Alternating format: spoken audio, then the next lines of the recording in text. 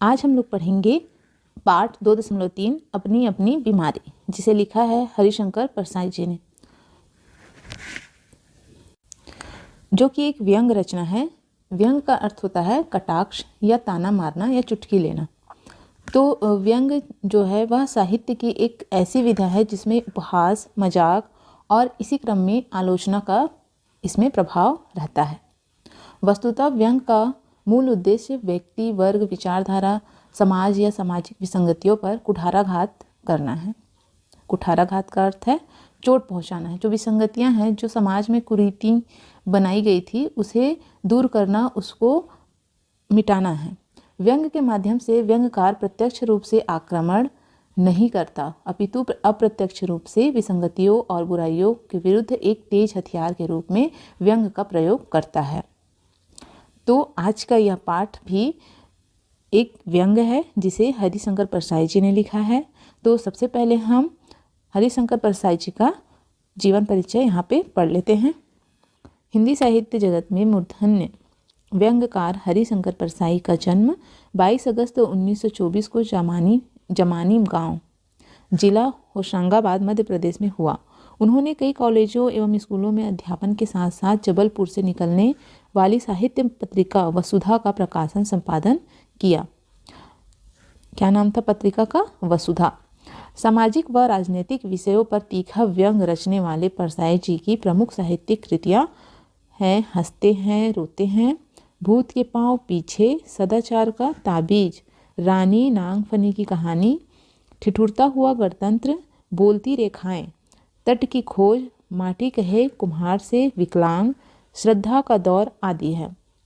तो यहाँ पे देखिए बच्चों, जो हरिशंकर परसाई जी है वह एक महान व्यंग्यकार थे और उन्होंने अपने व्यंग के माध्यम से समाज में फैली हुई कुरीतियों, बुराइयों को दूर करने की कोशिश या प्रयास किया है।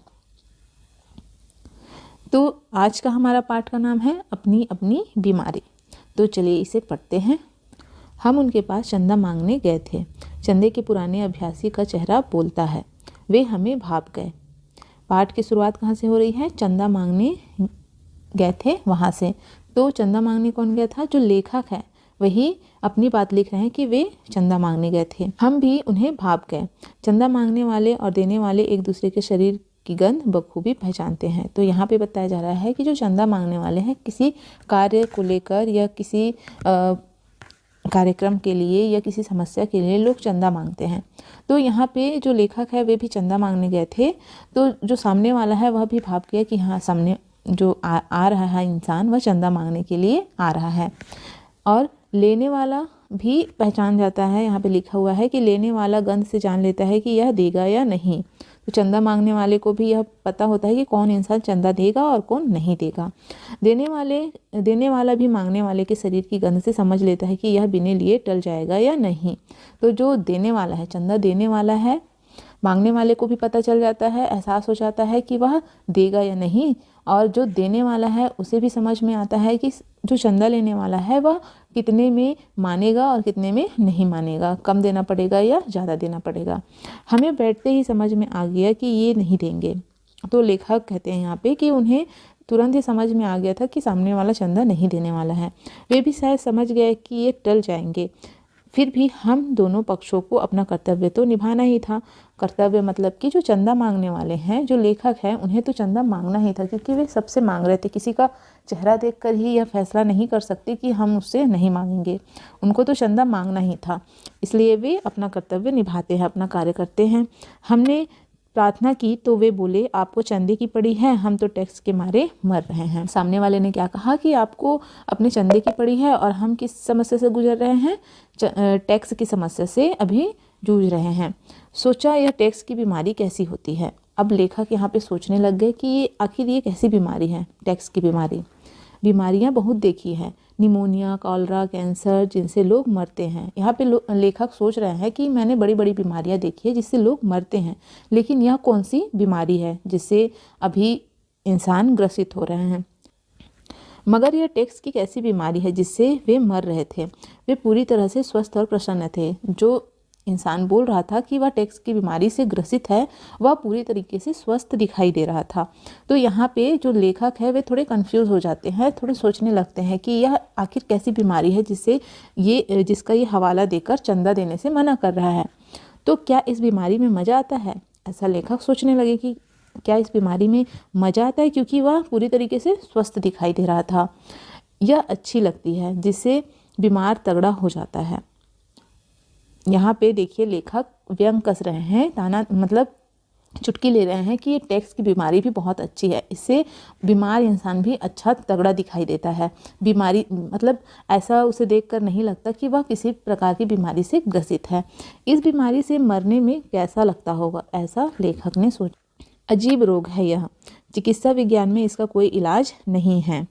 बड़े से बड़े डॉक्टर को दिखाइए और कहिए यह आदमी टैक्स से मर रहा है, इसके प्राण बचा लीजिए, वह कहेगा इसका हमारे पास कोई इलाज नहीं है।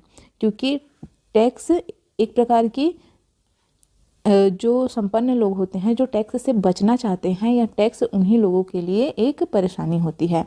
बाकी जो ऐसे लोग हैं जो टैक्स देते हैं उनके लिए यह कोई बड़ी चीज़ नहीं है, क्योंकि उनके पास वैसे भी बहुत सारे धन दौलत होते हैं जिसकी वजह से उन्हें टैक्स पटाना पड़ता है। टैक्स से वही लोग बचना चाहते हैं जो थोड़े कंजूस होते हैं, जो पैसा सरकार को नहीं देना चाहते हैं।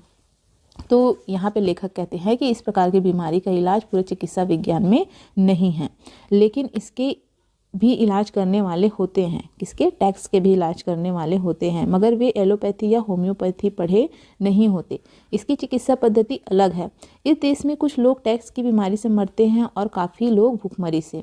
तो देखिए, टैक्स की समस्या किनको होती है? जिनके पास बहुत सारा दौलत होता है, धन होता है, क्योंकि अधिक पूंजी रखने वाले ही टैक्स पटाते हैं। तो टैक्स से कई लोग परेशान हैं कि हमें टैक्स पटाना पड़ेगा, और टैक्स नहीं पटाने की वजह से ही काफ़ी गरीब लोग, बहुत सारे गरीब लोग जो हैं वह भूख से तड़प कर मर जाते हैं। जो टैक्स पटाया जाता है उसे ही सरकार गरीबों को देती है। तो इसीलिए टैक्स हमें देना चाहिए।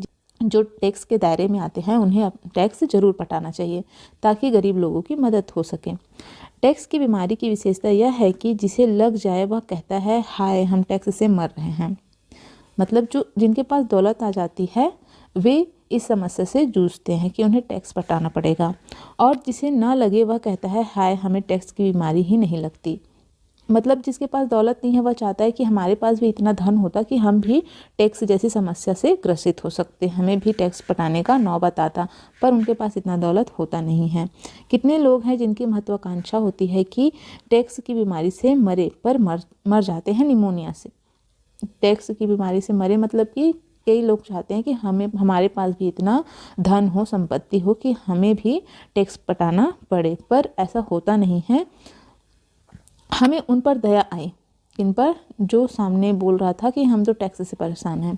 सोचा कहें कि प्रॉपर्टी समेत यह बीमारी हमें दे दीजिए। यहाँ पे लेखक कह रहे हैं कि उनकी इन बातों को सुनकर हमें दया आ गई कि बेचारे टैक्स की बीमारी से मरे जा रहे हैं। तो उन्होंने सोचा कि मैं उनसे कहूँ कि पूरी आपकी जो भी प्रॉपर्टी है उसे आप हमारे हवाले कर दीजिए, हम ही टैक्स की बीमारी से ग्रसित हो जाए, पर वे नहीं देते। पर सामने वाला ऐसा करेगा क्या? ऐसा कभी नहीं करेगा। यह कमबख्त बीमारी ही ऐसी है कि जिसे लग जाए उसे प्यारी हो जाती है, क्योंकि हर कोई चाहता है कि वह धनवान बने, अच्छा रईस इंसान बने। इसलिए कोई भी अपना पैसा किसी दूसरे को नहीं देगा, भले ही उसे कितनों भी टैक्स पटाने का नौबत आ जाए। उसके लिए वो चिंता करेगा, परेशान रहेगा, लेकिन वह अपने दौलत को किसी और को नहीं देगा। इसीलिए तो वो टैक्स से बचना चाहते हैं। मुझे उनसे ईर्ष्या हुई, मैं उन जैसा ही बीमार होना चाहता हूँ, उनकी तरह ही मरना चाहता हूँ। कितना अच्छा होता अगर शोक समाचार में समाचार यो छपता। बड़ी प्रसन्नता की बात है कि हिंदी के व्यंग लेखक हरिशंकर परसाई टैक्स की बीमारी से मर गए। लेखक को लगता है कि इससे उनकी प्रशंसा होती। वे हिंदी के प्रथम लेखक हैं जो इस बीमारी से मरे। ऐसा अखबारों में, टीवी समाचार में दिखाया जाता कि वे प्रथम लेखक हैं जो टैक्स की बीमारी से मरे। इस घटना से समस्त हिंदी संसार गौरवान्वित है। आशा है आगे भी लेखक इसी बीमारी से मरेंगे। तो यह एक प्रकार से यहाँ पे व्यंग कर रहे हैं, मजाक कर रहे हैं कि काश हमारे पास भी इतना पैसा होता कि हम भी टैक्स जैसी बीमारी से मरते। तो पूरे समाचार पत्र में यह खबर फैल जाती कि हिंदी के लेखक जो हैं वह टैक्स की बीमारी से मर गए हैं, और कितनी गौरव की बात होती, गर्व की बात होती। मगर अपने भाग्य में यह कहाँ। पर अफसोस, लेखक कहते हैं कि ऐसी हमारी किस्मत कहाँ, हमारी ऐसी किस्मत ही नहीं है कि हम ऐसी बीमारियों से मरें। अपने भाग्य में तो टुच्ची बीमारियों से मरना लिखा है।